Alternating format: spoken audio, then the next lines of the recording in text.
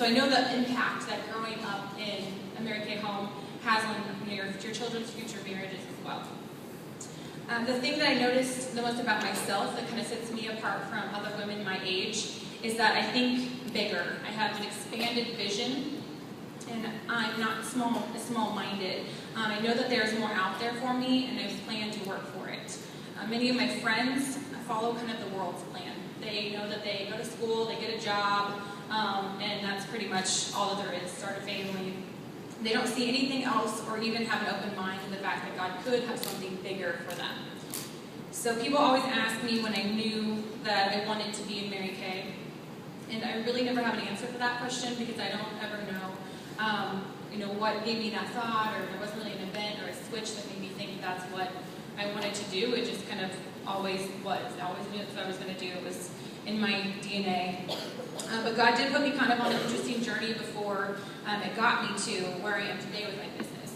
I knew my business was always going to be, is always there for me when I was ready for it.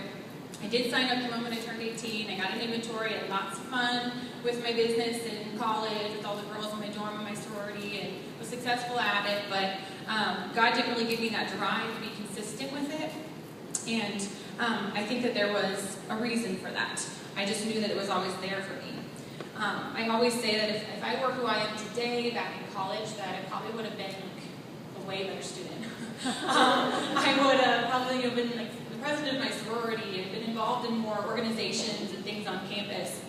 But I think that God didn't give me, that much ambition in college because He knows I probably wouldn't have graduated. I probably would have just ran with my business, my Mary Kay, and became a director right away. Because school was not super easy for me. It was not my favorite thing. I'm a little bit ADD. I did not figure that out until my senior year in college, and so I think that if I was that ambitious, I would have just taken the route that I knew I was going to be successful in anyway. I also would not have been offered a job right out of college as a director of an education center, or maybe if I was, I probably wouldn't have taken it. But if I hadn't, then I would have missed out on a lot of really important lessons that God had planned for me to learn during that time. So the second advantage that there is in growing up in a Mary Kay home is the person that your children are going to become. So I did take that job as the director of the education center, and I had about 25 to 30 employees that were working for me, 100 families I was responsible for, and working with the children and the families and leading the women that worked there was really rewarding, but the stress and the drama that came along with it was not. However, the stuff that I had to deal with the women that were in that environment was a lot of cattiness and a lot of drama and stuff that I really had not experienced growing up around Mary Kay women. And so that was something that I learned, the rest of the world really isn't this way, which is an amazing thing to figure out. I knew that when my Mary Kay was there for me, but God placed me in that situation and made me really appreciate everything Mary Kay had to offer. So if I hadn't gone through that experience, I would not have had that same appreciation, would have not have understand what it was like to work for someone else and find that that's not for me. But I would have seen the moms that had to drop their kids off when they, their babies, their brand new babies, when they were 6 weeks old, and because they had to go back to work, and I wouldn't have seen that pain that they were feeling in their heart. I couldn't let my employees go home sometimes when they were sick, or when they weren't feeling well, or when their kids were sick, or when they needed to change their schedules around so that they were single moms, needed to pick up their kids and those kind of things. And I couldn't always do that for them, and I just saw how hard that was for them. And I couldn't take time off either if I wasn't feeling well, or I couldn't, leave early, take a few days extra around the holidays to drive to my parents in Oklahoma, 8 hours away. And when I did get time off, I would feel guilty for not being there because I knew the bind I was putting them in. I was not, did not marry, didn't have children at the time, but I knew that someday I was going to, and I did not want that life for them because I knew better. I knew my parents were there to take us to school and pick us up every day, and to be there for us when we weren't feeling well, to get lunch with us and take us, go on field trips with us, and all of those kind of fun things. And that is the life that I wanted for my family.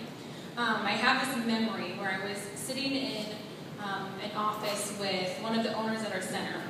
And there were actually 2 women who owned our center along with a couple other centers in town. We were the 3rd location that they had purchased. And I remember watching them and the things that they had to deal with and how worn out they would always look.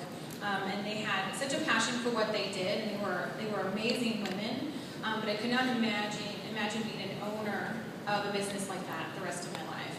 I love to lead women, but I don't like to be their boss. But this particular day, we were sitting in the office, and I don't know how this came up or why we were talking about this. We were talking about the rapture. It was just one of the owners and I sitting in there, and we're talking about when Jesus was going to come back. And I don't remember exactly her words, but they were along the lines of she would be okay if it happened tomorrow because she would not have to come back to work. And I'm thinking, wow, like, who wants to live like that? This is not just your job, this is your business. You own this. It's not like you can just quit. You have 3 locations now. And just kind of watching how serious she was and the look on her face, it was just insane to me. And it also made me appreciate, now looking back on that story, how lucky we are that we get to own our own business and we don't have to deal with half the things that other business owners have to deal with. I started to realize that my Mary Kay career that was there for me needed to get going now. Because I sat down and thought, if I stayed at this job where I would be here, if I stayed here and a year from now, where would I be? And I'd be doing the exact same thing, making the same amount of money, which was not enough, being just as stressed, and then being another year older. And I was already as high as I could be in that company. And the next step would have been to own the center. And before the new owners had purchased it, I was actually offered to buy the center and own it. And my thought was, if I'm this stressed out just running it, if I had to own it, I would die. So I thought if I left and I treated my Mary Kay business like my job, and I worked just as hard at that as I did for myself, that I would be benefiting it myself instead of the benefits that it was going to my employers.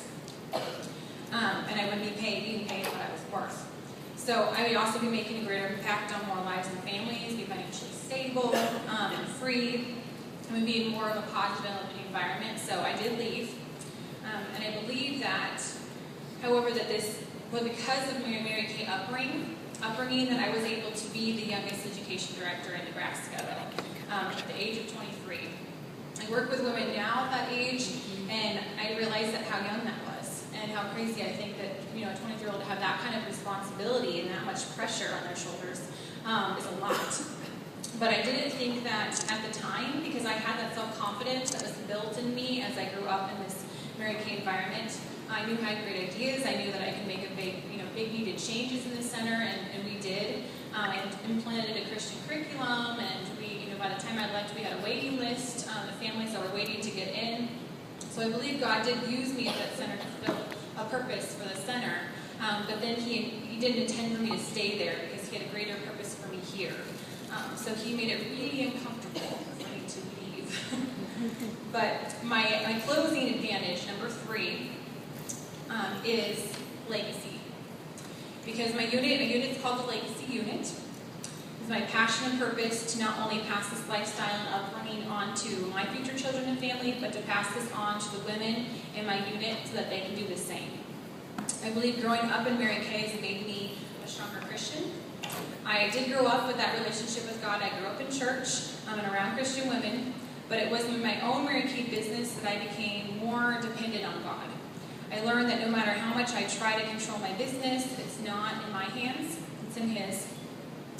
And the more I tried to control it, the more it didn't happen. The harder I tried to make it happen, the more I was disappointed and frustrated with the situation. And I'm not saying you can't learn these things in other businesses, but in Mary Kay, it causes you to grow. You cannot be in this company and be in this environment and not become a different person and not grow and change. It stretches you, it puts you out of your comfort zone, it puts you in front of women that you never would have been in front of if you weren't here, and allows you to make a bigger difference. So I not only benefit from growing up in this company, but but I've already gained so much just from being in it myself.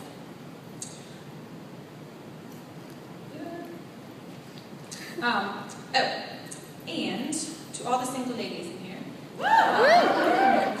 it's not, I know that some of you, we don't have children yet, but this applies to you just as much as it does to the moms, because you're going to have that same future for your children, and you're going to right now pass that on to the other mothers that you're going to meet with, and you're going to help them to be bringing into their children and their families into this environment too, and so it can be passed on to their kids as well. So, in the words of Stephen Furtick, who wrote the book Sun Stand Still, which I know you're all familiar with, we are not raising our children to survive in the world, but we are raising them to thrive. So I don't want to just use this opportunity to change lives. I want to use it to change futures.